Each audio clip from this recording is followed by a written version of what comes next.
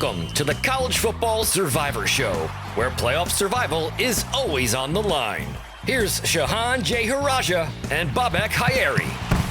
Welcome back, everybody. This is the College Football Survivor Show, where we go deep into the season's contenders for the college football playoff. I'm Bobak, and I'm joined, as always, by Shehan, Jeyarajah, national college football writer for CBSSports.com. How are you doing? I'm doing great. It feels good to be in the always together category. We're in episode 2, and we're feeling good. Yeah, it's going to be fun to kind of go through some of these interesting contenders that are on the outliers. It's been fun to see how people have been voting on Twitter. Again, if you'd like to check us out, it's at CFB Survivor Show. If you'd like to participate in some of the polling and some of the discussion we're having, we always enjoy hearing from you. But before we dive into kind of the meat and potatoes of some of these teams, there's been some stories going around right now, and one of which is Michigan and what's been going on with, I don't know what to call it, a rogue staffer or a staffer on behalf who's been kind of operating on a QT. What do you make of this? I mean, because Michigan is a serious playoff contender. We agreed. We pretty much unanimously started with them last week. At this point, the question is, do we see this coming into play with the playoff? It's a great question. So for this season, I don't think it'll ultimately matter in terms of actual NCAA punishment or anything like that. Where it could come into play is just being a distraction. I mean, obviously, Jim Harbaugh missed the first 3 games of the year because of a self-imposed punishment, dating back to a previous NCAA investigation. Now, of course, they're embroiled in another one. And the piece that's going to be very interesting as we get past the season is going to be, well, do some of these things converge? Does the NCAA look and say, well, Jim Harbaugh, first you cheated in this way, now you cheated in this way, and we're going to come down on Michigan and on Jim Harbaugh in a different kind of way? I think that's going to be an interesting dynamic to watch. Certainly with Jim Harbaugh specifically, you can't ignore the factor of, well, maybe he's just going to go take the Chicago Bears job next week. Maybe he's going to go, take the Las Vegas Raiders job in a couple of weeks. And so I do think that it creates an interesting dynamic for Michigan right now, because I think that one way or another, this is going to be like a last ride of sorts, whether it is because NCAA punishments are coming, whether it is because of just everything swirling around the program. And also, by the way, because of JJ McCarthy being potentially in his final year in the program, this is the year. There is no more pressure, I think, on Michigan than there's ever been than in this year. So I think it makes for a really fascinating dynamic, though, again, I don't think it's actually going to impact, in terms of NCAA punishment, their time on the field this year. I think I agree with you on that. And the thing to me that is remarkable is all the pressure on this program, as you pointed out, and they went and still cleaned the clock of Michigan State. I mean, I think to an extent that was beyond what I think people expected heading into that game if you weren't bleeding maize and blue. The funny thing is with Connor Stallions, this supposed staffer, but supposedly rogue staffer, depending on who you talk to. And I keep wanting to say Connor 2 Stallions. I don't know why. But he's on paid leave. And I thought, if he's not doing anything and he's so good at this, could we maybe get him to give us a scoop on the CFP committee? Like, get him, of course, knowing him, he would book a room in his own name at the hotel and then like hand it off to somebody and hope no one noticed his name was on it. So who knows? I mean, the more I've read about the guy, I haven't read his manifesto because gosh knows if you're a Michigan alum, calling something a manifesto isn't always the greatest like reference you want to make, but we'll set that one aside. But I'm absolutely, maybe he could be our scoop. He could like be under the table in the room and just typing out messages, tweeting messages to us or texting messages to us that we can then say, well, give an extra scoop on the CFP playoff committee. But and the other part of this too is that it'll be really easy for our employer because they just have to Venmo him. They don't even have to file any paperwork or anything. They don't have to direct deposit. He's got the Venmo up and active, man. No, it's just put an OK sign. Just put an OK sign, and you're good to go. There you go. Oh my goodness. The thing is, just to talk briefly about the actual scandal itself, right? Like, it's obviously serious from the perspective of it's impacting on-field play, it's impacting integrity of competition. But I think what's making this such a big story is just how intricate it was, right? The amount of steps, the amount of people. Like you said, I mean, obviously Jim Harbaugh is going to step back and say, "Oh, well, I didn't know." Come on.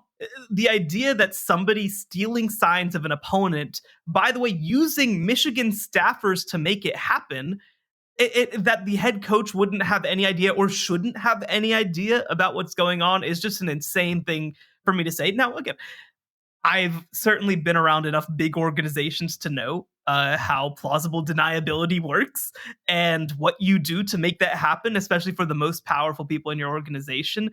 This might be another podcast, but I do think that ultimately, again, that's what makes it stand out is just the amount of steps, the amount of money involved with all the amount of tickets that they had to buy, all the amount of people they had to send out, the amount of places that they went. We've heard so far that I believe all 13 of the other Big Ten schools at this point have record of Connor Stallions buying tickets there, along with places like I believe Oregon at this point, Tennessee, Alabama. Like, it is crazy the levels that they went to. And the reality is, we can have a conversation about how significant and how helpful it actually is to do this.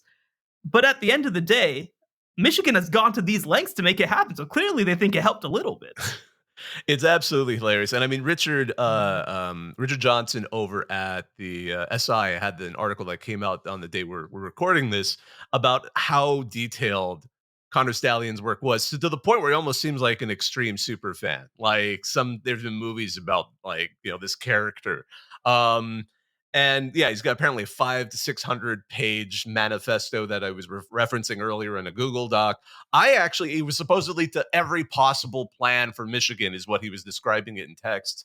I want to get that, and I want to upload it into an AI and just see if we can then get Bing to become a super coach administrator, or would it just end up turning on us like Skynet? I'm not sure. But yeah, that's been a whole interesting side story, and being one of the top teams, if not the top team in the country right now under all that pressure. My goodness, this has just added a whole layer of flavor and interest to the rich tapestry of college football.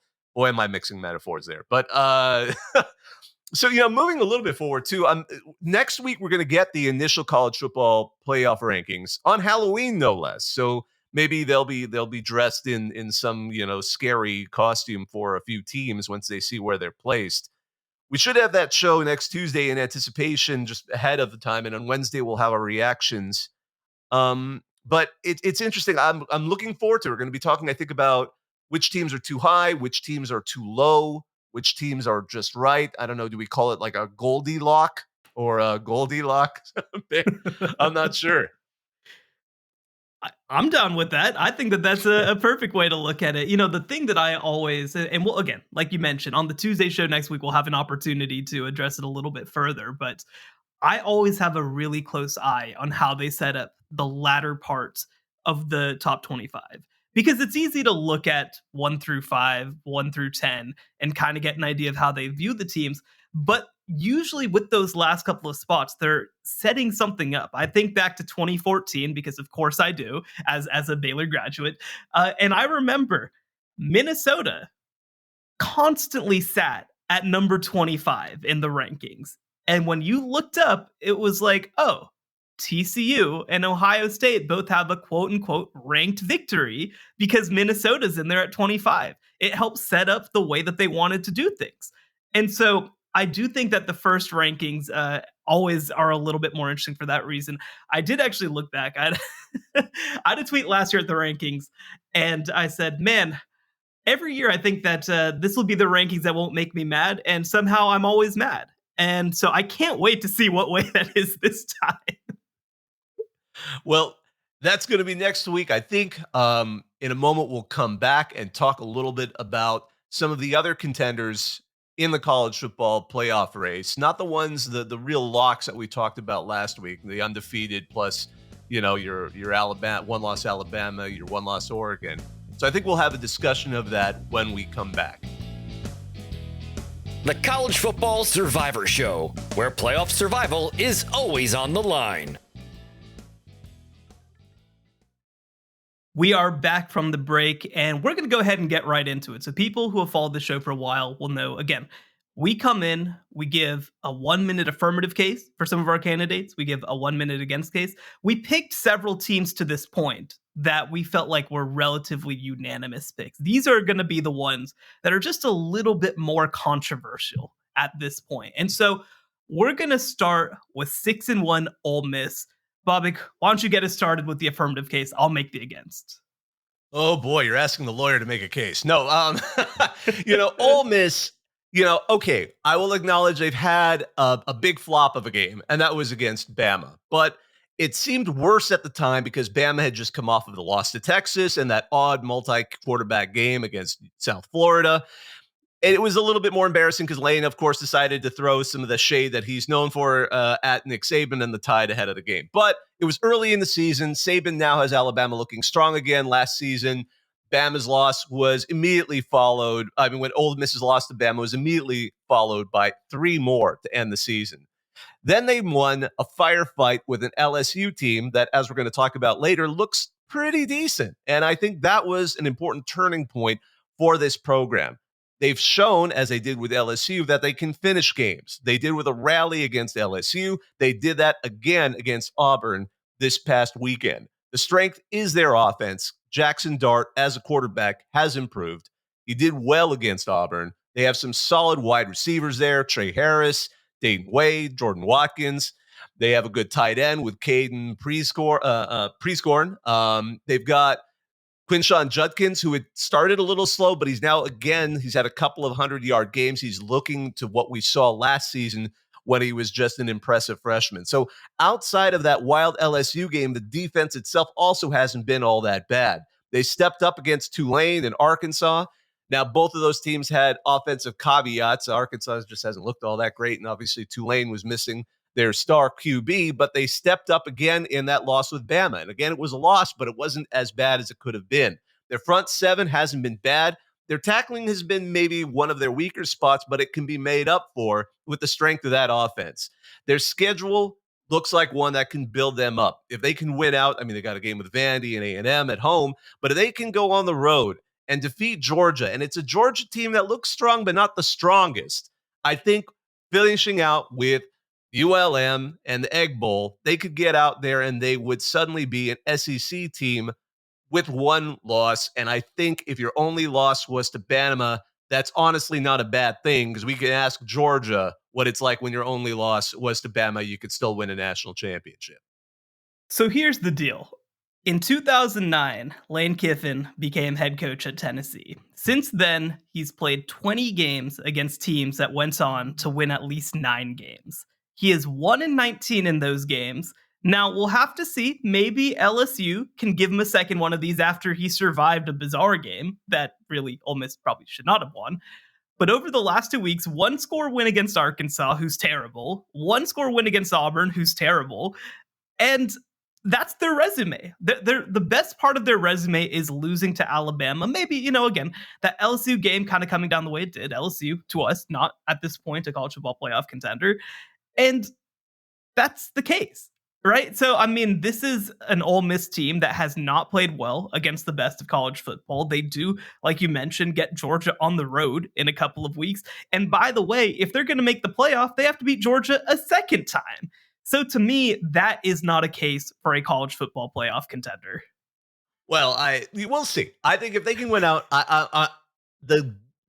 it'll be fascinating to see if they start rolling what Lane Kiffin's going to be like on social media. Is because I think he's waiting for that opportunity to really unleash. When he gets cocky, like he did against Bama, granted it burned, it did not work out well.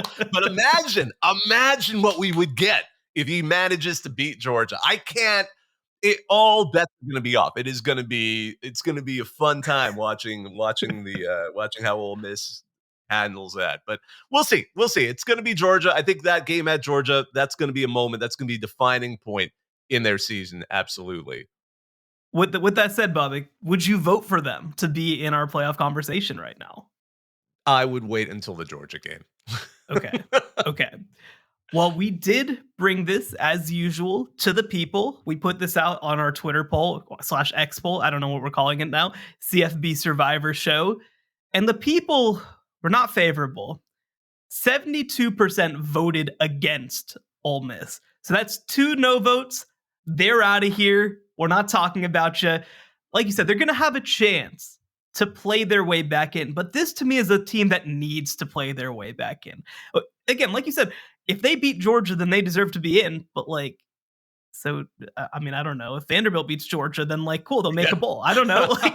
You can't easier said than done. Right. Easier said than done. And so for now, Ole Miss out of our rankings. All right. So where are we going next? Texas. And I think you are going to make the case for Texas. All right. Well, as we know, I am a big Texas homer on the program. Bobak, that is a joke for if you haven't listened to all of our previous episodes.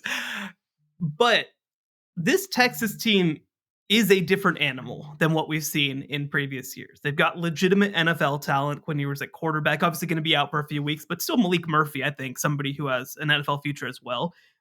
They've got maybe the best running back in the country right now in Jonathan Brooks. They've got, with Brock Bowers out, maybe the best tight end in the country in Jatavian Sanders. Jalen Ford at linebackers, one of the best in the country at his position.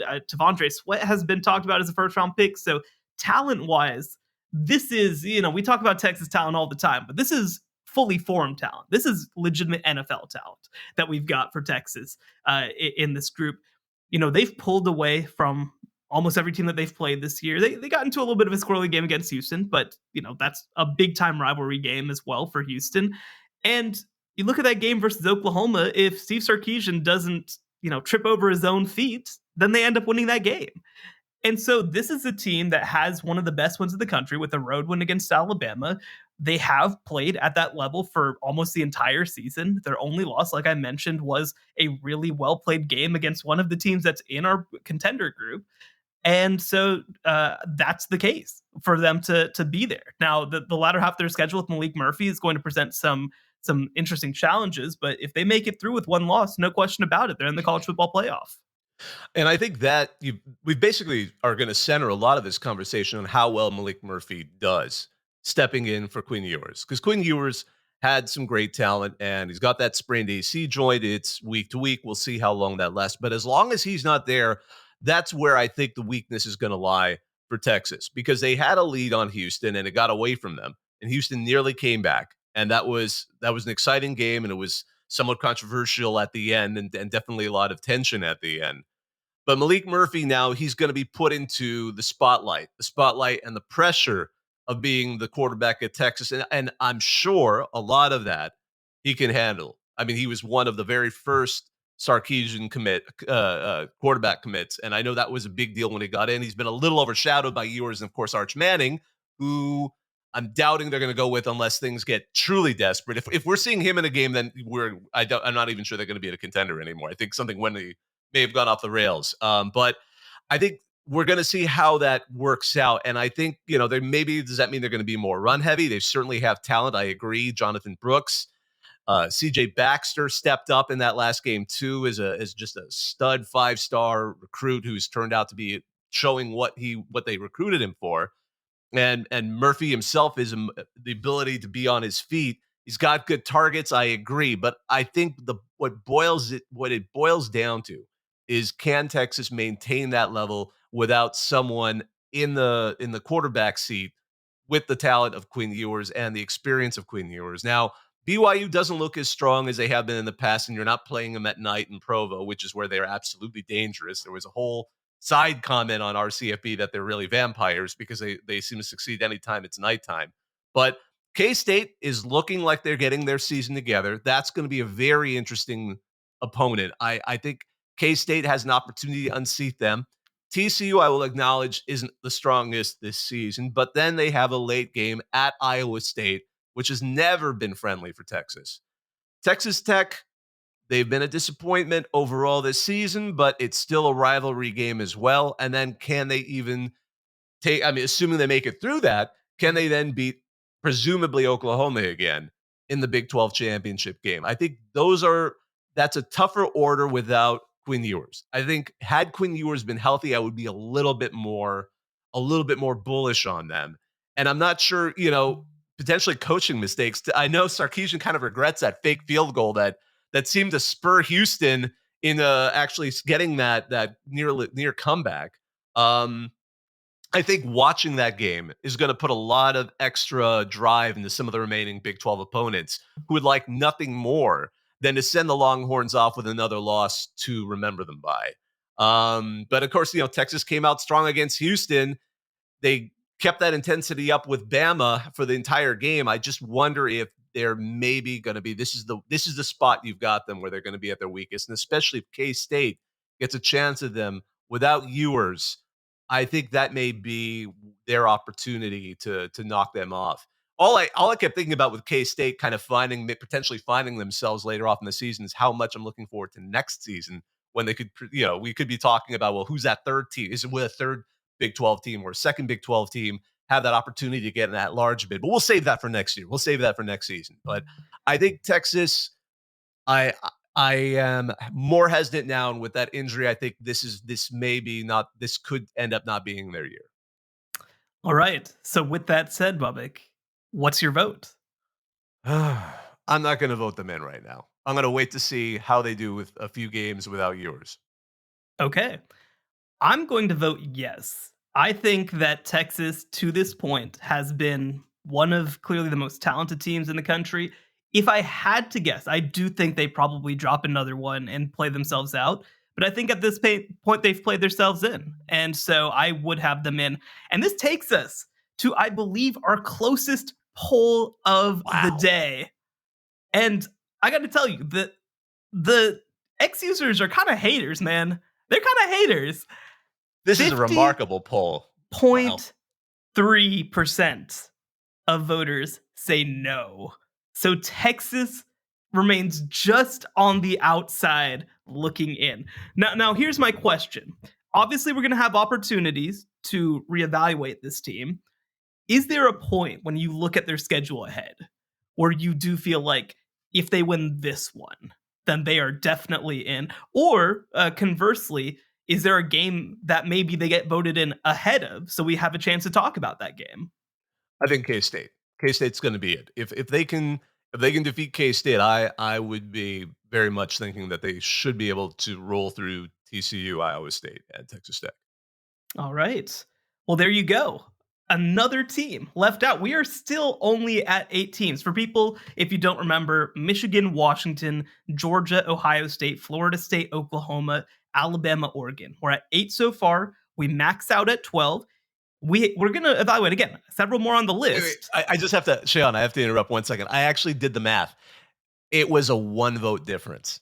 Like the percentage was 85 to 84. That is literally what it came. If you don't believe your vote matters on our Twitter account, stay in line. One of you single-handedly was the tiebreaker on whether or not Texas is in our discussion next week. So you can make a difference. No one tell the A&M fans that, because they will absolutely make sure Texas never wins another poll ever again. Because they're the king of the polls. Nebraska and A&M. You get those two interested in polling anything, good luck.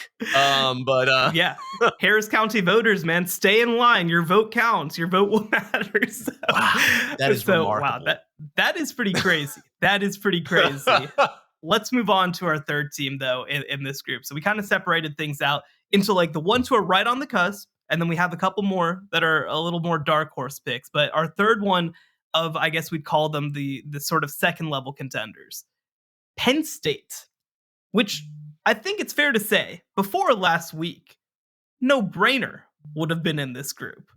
So Bobak, you go first. You give us the affirmative case. This is an interesting one because I enjoyed taking the pro for Penn State because can I look past what just occurred this past weekend? And I know Penn State fans are having a lot of trouble looking past what happened this past weekend. And my thought was, are we putting too much into that one game?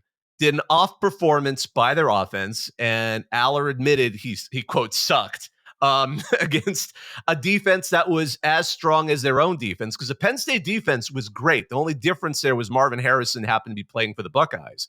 But did that, what might have been an off day for an offense against an incredible defense, make it look worse than they might have been? And we know they only had 1 third down conversion, and it was at the end of the game.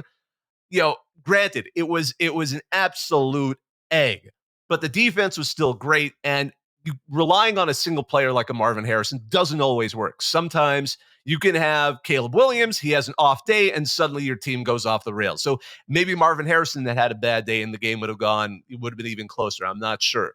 Can they turn it around? I think they can. Their next games are Indiana and at Maryland.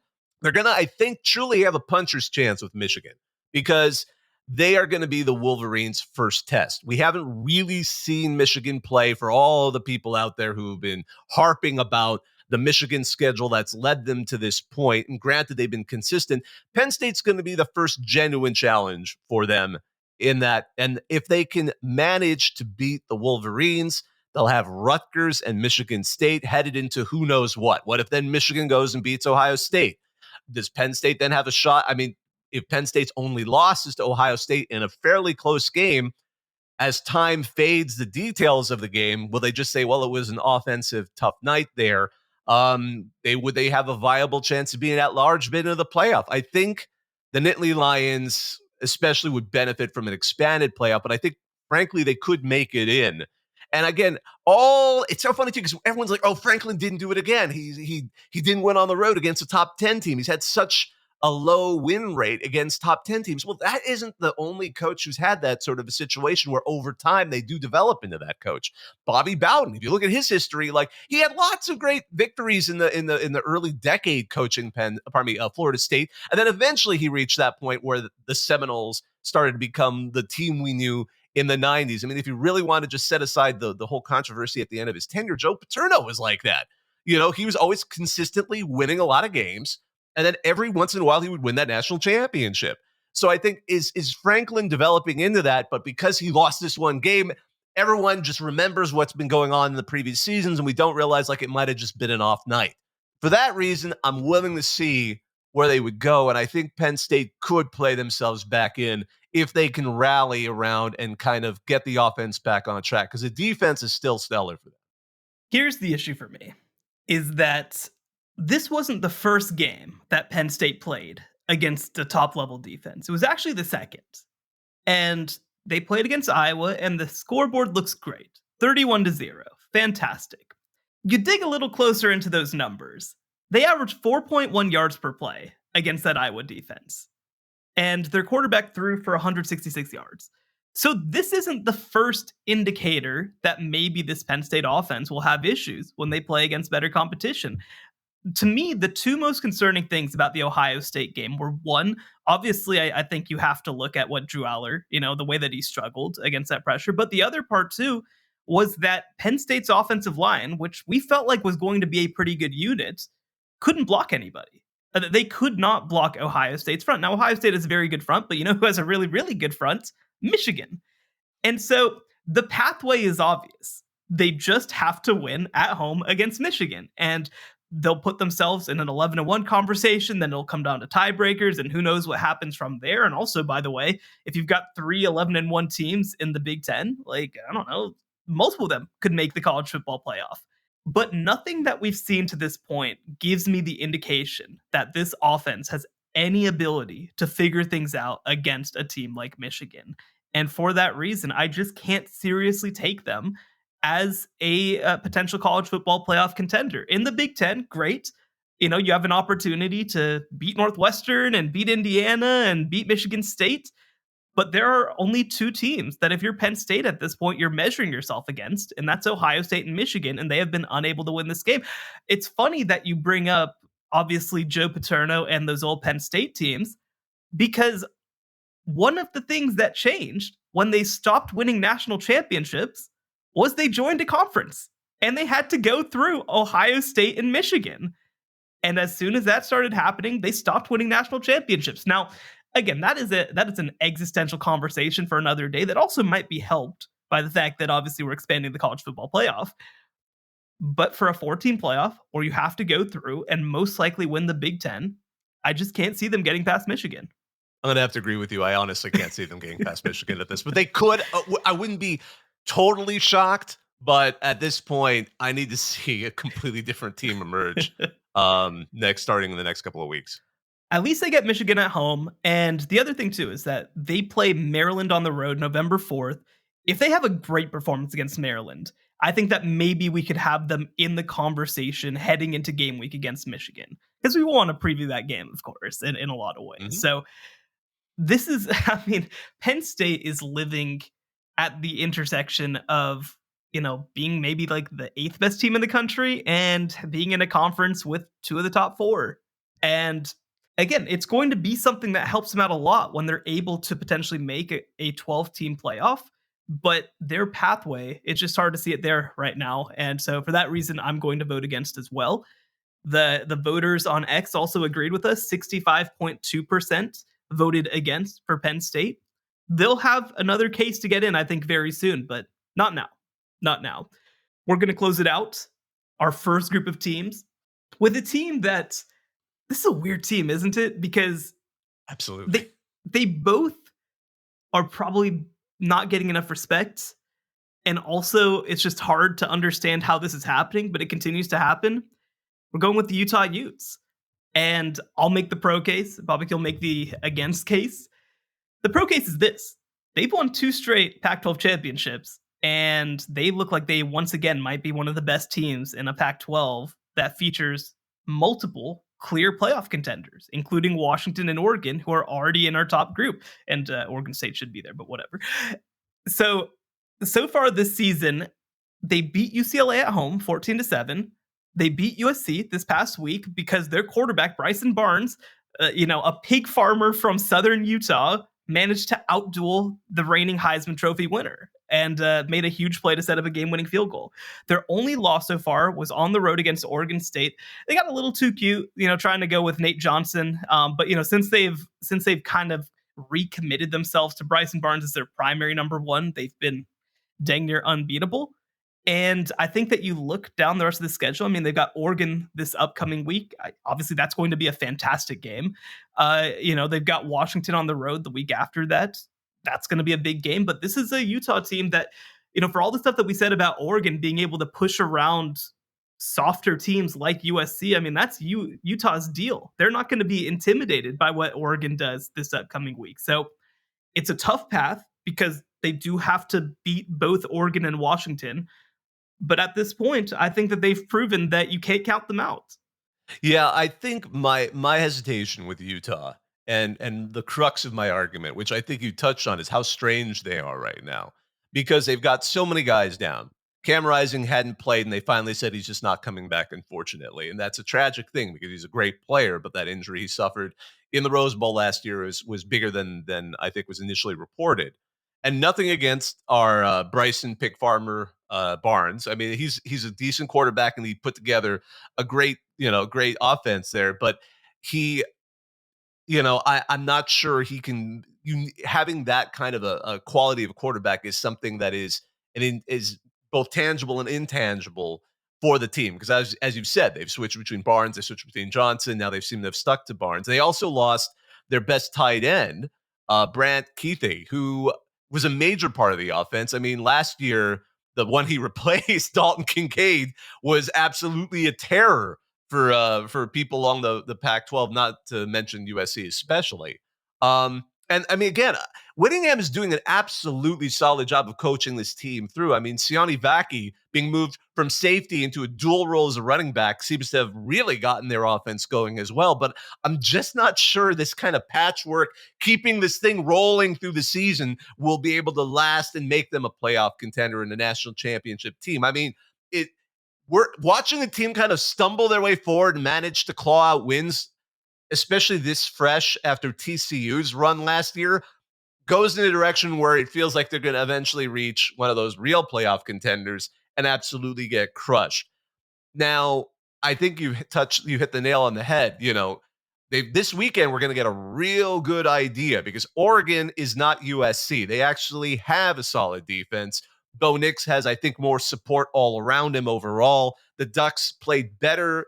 And some people have said the Ducks played better than the Huskies in that loss. So I think that game is going to be a big decider, as well as the fact that they're going to have to play at Washington. And then I don't want to disregard the Arizona teams because Arizona State, I agree with the statement I've read elsewhere. They're like the scariest one-win team out there. I mean, what they did to Washington, were a pick six and a waved off penalty for an absolutely blatant hold. I mean, Washington had to have some magic to get past them, and I'm not sure that's going to be something Utah can do against both of those teams. And then finally, wouldn't that be the ultimate finale if Utah somehow makes it through all of that? And then Deion Sanders just reminds us that he's at Colorado and wins the Rumble in the Rockies just to kind of knock them off. So I think that path, all of those games have that potential for a Utah loss in some way that we can't fathom. And just the sheer patchwork of keeping, again, the thing is, win or lose, Kyle Whittingham is absolutely a phenomenal coach, hands down. But at the same time, I'm not sure this Utah magic can make it all the way through. Although I kind of want to see it make all, like, it's kind of funny. It's that push pull. My brain says I don't think this is going to work. My heart says please work. This is be a spectacular way to finish their Pac-12 run before they head over to the Big 12. But those are my thoughts on it. Yeah, I think that for Utah's sake, it really would have helped to not lose that Oregon State game. And Oregon State's really good. Like, Oregon State, again, I made the case on the first show. I think that they are a legitimate college football playoff contender, but the issue for Utah is that they play 3 of those teams on this schedule. They play Oregon this week, like we mentioned, and at Washington. And I think what's going to be most interesting is, let's say that there's a hypothetical world where Utah loses on the road at Washington, beats Oregon, gets Washington again in the Pac-12 title game, beats them, goes 11-2 with wins over that many good teams. You know, how do people look at it? I don't think it would be enough to get in, but that's kind of what they've done the past couple of years, right? I mean, that's how they've won 2 Pac-12 titles. But I think that when you win 2 consecutive Pac-12 titles, when you beat USC the way that you did, when you beat UCLA, I think that they have enough to make things happen. So I'm going to say yes. I think that Utah deserves to be on our list. I feel like I am the absolute doom and gloom guy, but the good news is I get outvoted this time. Thanks to you, our listeners, our wise listeners, who with 1 vote struck Texas off the map. But you have also save the Utah Utes. So with a vote of 2-1, Utah, you're still in the conversation. 54.9% ultimately gets Utah over the line. So we are up to 9 teams, including, by the way, 3 from the Pac-12. How about that? And this final year of whatever we want to call it, this legacy Pac-12 or whatever it is. But Oregon, Washington, and Utah all on the list. Absolutely. And we're going to talk about some other wacky teams in a moment. The College Football Survivor Show, where playoff survival is always on the line. And we are back here on the College Football Survivor Show. Now we're on to the dark horse picks. We only got 1 from our top 4 in Utah, Penn State, Texas, Ole Miss, all getting outvoted, all not making the list at this point. But this is where things get a little weird. And we're going to start in the ACC with one other one-loss team. You know, one other team that maybe we should have considered was North Carolina. We did not include them this week. I think that everybody has a bad taste in their mouth because of the Virginia loss. But we're going to start with Louisville, who obviously at this point has a win over Notre Dame. They are 6-1. They have a pathway. So, Bobak, can you kind of take us through their case? Yeah, so when we last saw our heroes, or however you want to phrase them, they had just lost to Pitt heading into what has now been a bye week. But they may have won the bye week. But let's get to the second there. So I just want to be clear. Against Pitt, they were mostly without their star running back. Jeyarajah Jordan had been injured during the game, and he was very limited in terms of his play. And they were forced into some turnovers, which has happened before with Jake Plummer, the peripatetic QB by way of Purdue and Cal. But, let's see how they come out of that bye, because they have some offensive talent. They clearly could play their way back. And I say they won the bye because Duke and North Carolina both lost. And that opens up a way for them to make some serious headway, because They're going to play number 20 Duke. That is going to be an absolute decider for who in the ACC has any chance of even climbing back up into possibly getting into the ACC title game. Virginia Tech and UVA. Well, now UVA, I guess, you can't totally write them off. And Virginia Tech, has shown some serious weakness this season, but they haven't been completely pushovers. Then they play at Miami, and that again could be a potentially interesting game if the Hurricanes continue to show some resilience here in the latter half of the season. They get their rivalry with Kentucky. That's always a fun game. And then imagine if they do play their way towards the ACC championship game against presumably Florida State.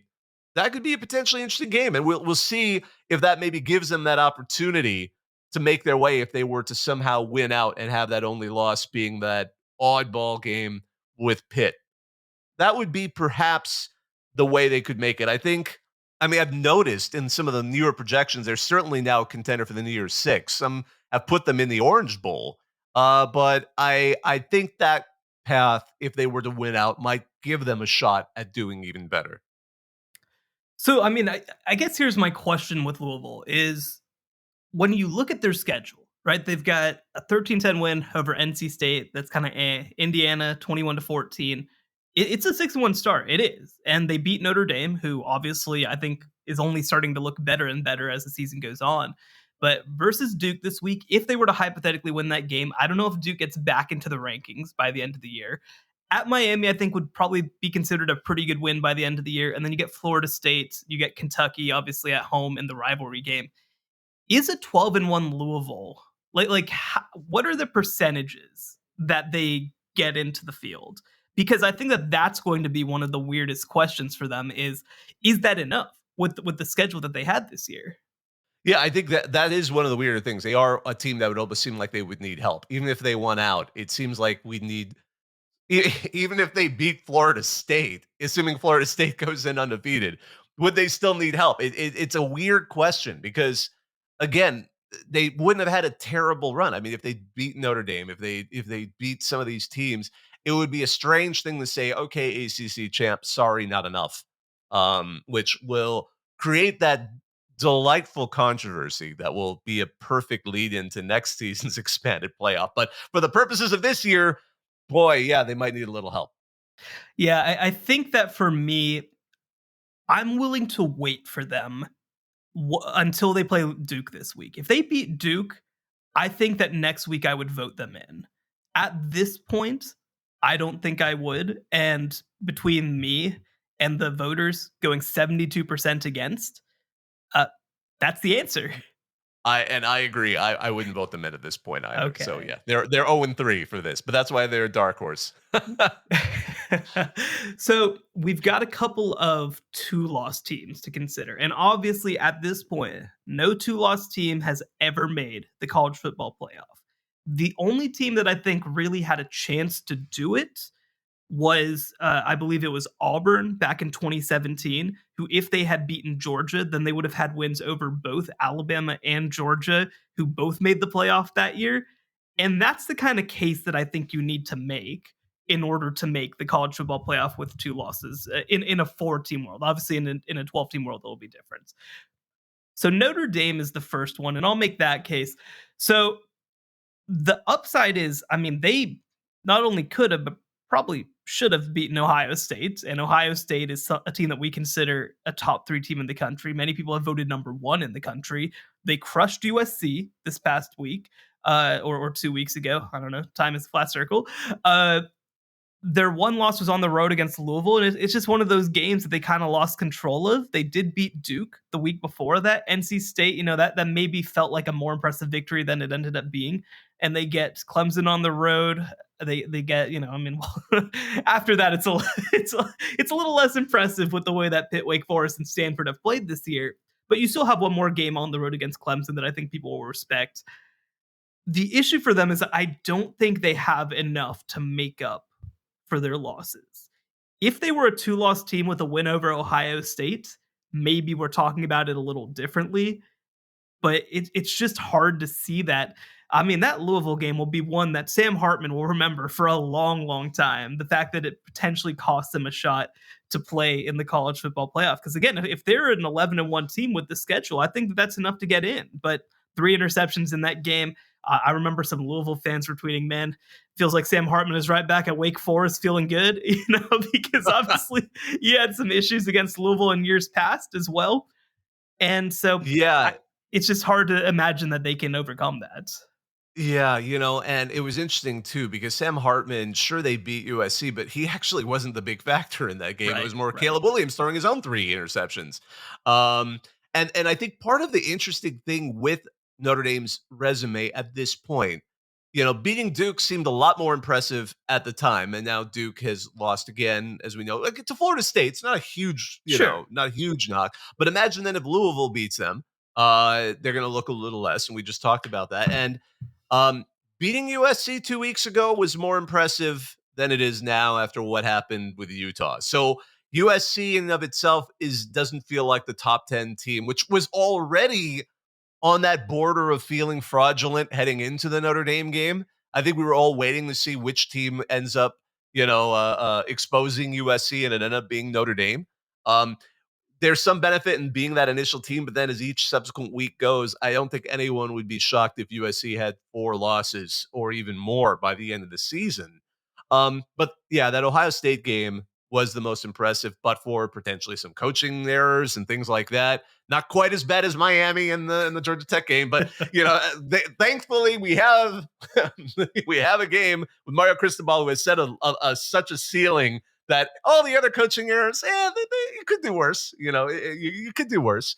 I'm going to be very interesting to see how they do against Pitt, because wouldn't that be comedy if Pitt ended up being the giant killers of the ACC and just starts knocking teams off that were ranked? I'd be very curious to see how that particular game shapes up. But I agree, the rest of their schedule is actually the worst part of their candidacy, because all the tough teams are now behind them. And some of them are Yeah. not looking as strong as they had when they played. Well, and I think that this is one of those moments where not being in a conference and not getting a conference championship game probably does cost you quite a bit. And so unfortunately, Notre Dame, you're out. Let's quickly go through LSU. So LSU, obviously a loss to Florida State in the opener. Florida State is a top 5 team. Doesn't really feel that bad. That road loss to Ole Miss was so dumb, just so ridiculously dumb. And I don't think that any of us feel horrible about the loss, but the issue is it's a second, and they're 6-2 now. So, Bobak, what's the case? I just want to say, in the last 60 years, only one team has won a national championship with 2 losses, and it was LSU. And in that year, their 2 losses were to really bad unranked teams. It was like Arkansas, and I believe it was an overtime loss, but neither of those teams were ranked by the end of the season. And they managed to go through and win because they won the games that mattered. And this time, losing to Ole Miss, we were just talking about Ole Miss earlier in the show. They ain't that bad of a team. They could go pretty far. So I don't want to put too much, I don't want to put too much stock into obliterating an Army team that looks as bad as, almost looks as bad as the 2003 team, which was the first team to ever go 0-13. But so I'm going to be cautious about putting too much stock in last week's victory. But Jaden Daniels, he's a Heisman contending quarterback. He puts up insane numbers. You got Malik Neighbors. You've got, Mason Taylor. You got Logan Diggs as a running back. The defense can be problematic, but they have the offense to just make it up. In a way, when I was thinking about them, I'm like, this almost feels like last year's USC, except the defense, I think, is slightly better than last year's USC. And again, that schedule they have, Alabama's going to be the test, baby. If they can beat Alabama, then okay, LSU's credibly in a conversation, because then we would have that weird question of if they win out, suddenly you're like, well, that would be an interesting choice from the SEC, because while the SEC may not seem as strong, it's still the SEC. So we'll see where that goes. And by the way, I just want to say their non-SEC game tucked in there, Georgia State, actually is not as bad as it normally would be. They are a surprising team in the Sun Belt out there. So they do have a fairly interesting schedule to close out with at Alabama, Florida, Georgia State, and whatever Jimbo is putting out on the field these days. Well, and if they win the game on November 4th, they're off this week, but if they win the one against Alabama the next week, then they're probably winning the SEC West, and they're probably playing Georgia. So they'd have an opportunity to kind of do the Auburn thing, where they beat Alabama and they beat potentially Georgia in this scenario. And this is not the same as who were we talking about earlier, beating Georgia, Ole Miss. Like, this is not the same thing as asking Ole Miss to beat Georgia. Like, I think that LSU has proven that they can be a little more competitive than that. So I went into this thinking that there was no way that I'd vote yes for LSU. I don't know. Bobak, what's your thoughts? I am willing to see how they do against Alabama. That Okay. is going to be the big question. So that means in 2 weeks. Right Okay. now, they are still a two-loss team, and Alabama looks downright terrifying still. So I'm hesitant to vote them in right now, but I will very much reconsider in a couple of weeks. I don't know what exactly happened in this poll, but 93% of voters voted against in That this was poll. remarkable. That So, that was somebody was really mad at yeah. LSU. I mean, even more than Liberty. Somebody was really mad at LSU. No, that's more than Liberty. That's more than Notre Dame, who also has 2 losses. Like, that's something else, man. That people do not want them there. And so, you know Yeah. what? I respect it. I respect it. I think I would have voted yes, but I think you're right. Waiting for that Alabama game is probably the right move because they have 2 legs that they have to take care of in order to make the playoff. They have to beat Alabama and they have to beat Georgia, and then they need some things to go right. And at this point, they haven't done either of those legs. If they do one of those legs, maybe we can start to have the conversation. So I think that's probably the right move. We're going to close it out. 2 teams that I'm going to combine, Air Force and Liberty. I think their cases are quite different. But, to start off with Liberty, 7-0 at this point, as is Air Force. Their schedule is just not there, like, at all. It's the weakest and it's weakest of 133 teams. Before the Wow. season, they were the bottom of the ranking in terms of, Yeah. and I mean, because it's not a strong schedule in the least, and they've been No. struggling with it. Yeah, no, I mean, and I think going on the road, winning at Western Kentucky last week, that was pretty impressive. They've had some moments where they've looked really good. Caden Salter's a name that you need to know at quarterback if you're watching Wednesday Night Football. Actually, do they play on? No, they don't play until November 4th. They've already played. Yeah, they played last night. That's right. That's what it was. Oh my gosh, I can't keep track of this Conference USA stuff. Yeah, no. They had a whole October where they played only on weekdays.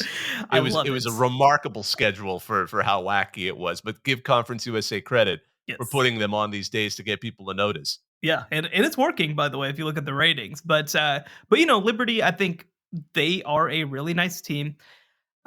I think that even if they were to go 13-0 and win Conference USA, I don't even know if the schedule is strong enough to get them the New Year's Six bid. I think that's going to be the No. issue for them. If I'm Liberty right now, and obviously they're going to have an opportunity to, I think, be the premier team in Conference USA because of their athletic budget, you got to get some of these bigger time games on the schedule. Ones that are maybe a little winnable. Ones that are lower tier Power 5 teams, other top tier Group of 5 teams. Because this year in non-conference play, it was Bowling Green, it was Buffalo, who ended up being a little worse than I think we thought. I don't think we thought that was going to be such a bad game. UMass, like that's not going to get it done. So I think Old Dominion, no longer in Conference USA as well. You got to get a Power 5 on there. You got to get a high Group of 5 on there. And again, when they made this schedule, obviously they didn't know that it was going to be as good as maybe it's been, but do want to give a shout out to them. Obviously, a really good first year in Conference USA, and I think ahead of schedule. I don't think they have the schedule to Yeah. make it happen.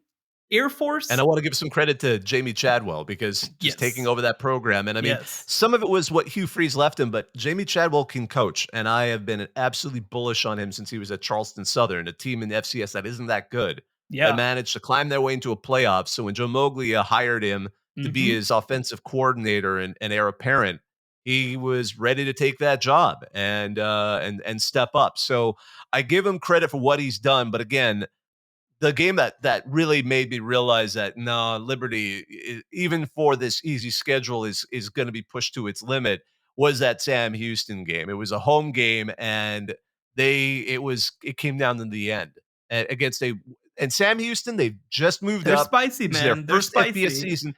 They're the best winless team in America. I think maybe the only You're one left. damn right. But yeah, but at the same time, they keep getting really close because their defense will keep them in the game, but their offense has absolutely nothing to go. So poor Sam Houston. I believe they're playing tonight. I will not hear any disrespect for the spring 2021 national champions. Go Bearcats. I can't Yeah, even spell I it was right. at No, that just game. kidding. I covered I that one. found That was out a it's good one. based on a mythical Bearcat. It's not because it's like the Bearcat like Cincinnati. They decided a mythical animal named the with a K. Bearcat sounds really tough, and that's why they spelled it the way they do. Anyway, Sam Houston's not going to make our list either. Air Force, No. a little bit more of an interesting case. I think one of the things that's really let them down is that San Diego State, San Jose State, these teams have been a little disappointing. Utah State. But the win over Wyoming is a legitimately good win. They're number 19 in the country for a reason. They do have a road game against Boise State that I think will seriously get them into the conversation. And UNLV, by the way, in the second to last game of the year as well. This is a team that is already 6-1 and already in a bowl game. So, I think a notably more impressive schedule, although they also played Sam Houston in week 2, beating them 13-3. Yes. Sam Houston's out there just nearly knocking people off. It's a shame that this wasn't one of the Air Force years where they get like Colorado, because I think that would have been maybe the thing to get them over the top, right? Is like, people would have tuned in for that game. They would have seen this crazy offense that Air Force runs out there. They would have seen them potentially, run all over them in a lot of ways. I can't quite get there for Air Force. I think that if they go 12-0, beat Boise State, get Boise State or Wyoming again, that's probably still not enough. It should be enough to get them the group of 5 bid. I do think that, depending on how the AAC shakes out, maybe Tulane will have a chance at that too. But Tulane, I'm wondering if Tulane might have that edge because their only losses to Ole Miss and they didn't have their quarterback for that game. Right. So I think that they probably need Tulane to lose one more. But yeah, I mean, if they're 13-0 and Tulane's 12-1, I think they're just going to make a pretty compelling case for it. And but yeah, I can't get there. I will say the Twitter/X voters did like them more than I expected. 40.6% voted yes on Air Force compared to only 13.6 for Liberty. So we got some troops respecters listening. And I just wanna caution folks, like, Colorado State is their next game in Fort Collins, and Colorado State has been playing teams close. The UNLV had a fight for that 6th win against them. We all remember. Most people saw that wild overtime game with Colorado. They beat Boise State in close fashion. So Colorado State versus Air Force is actually going to be a very fascinating game this weekend if you're into seeing who those G5 contenders are. But quite frankly, I agree with you completely. This is just a battle to see who's going to be the New Year's Six member from the G5. This isn't a credible stretch for the college football playoff. So we are at a point now, we've only got 9 teams in our group. I will go to the polls. We got 2 teams that we mentioned in our first episode left. And we also have the ability to change our votes if we're in that position. Those teams are Missouri, which is 7-1, and Oregon State, which is 6-1. These polls were so freaking close. 50.4% voted no for Missouri. 50.8% voted no for Oregon State. I voted yes for Oregon State and no for Missouri. You voted yes for Missouri, no for Oregon State. Would you like to change any of your votes? Boy, and once again, I am doing the math on this. Looking at the votes for Mizzou, it was again 1 vote. It was 141 to 139. That's the only way that number crunches. So again, and it wasn't even the same total number of votes. Oh my gosh. These are some wild, like, we need a recount sort of situations here. They would trigger an automatic recount in most. Like, do we need ranked choice voting? I'm not sure. They got that in my town. I was actually gonna to jokingly make my first vote be a write-in ballot for Georgia, just to see what the people would think of when they're counting the ballots in the city council. But going back to this, I would be willing to give Oregon State the benefit of the doubt. Let's put them back into this conversation. I have decided, against all odds, I'm going to vote yes on Missouri as well. So we have 11 teams in the field now: Michigan, Washington, Georgia, Ohio State, Florida State, Oklahoma, Alabama, Oregon, Utah, Oregon State, and Missouri. How about that? That is a wild group, especially at the back end. We've got some very uncontroversial teams, and goodness gracious, do we have a couple of teams there that people are going to be like, oh, okay. Well, we thank all of you out there for helping build this list. Imagine going into the year and hearing we're going to have 4 teams in our conversation for the college football playoff from the Pac-12, and none of them are going to be USC.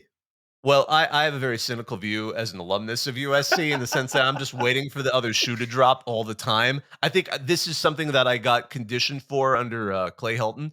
So I wouldn't be all that shocked, but I think most people would be. I think those who haven't suffered through some years of just inexplicable decision making would be some more surprised than I. But I have suffered. So I definitely can feel that.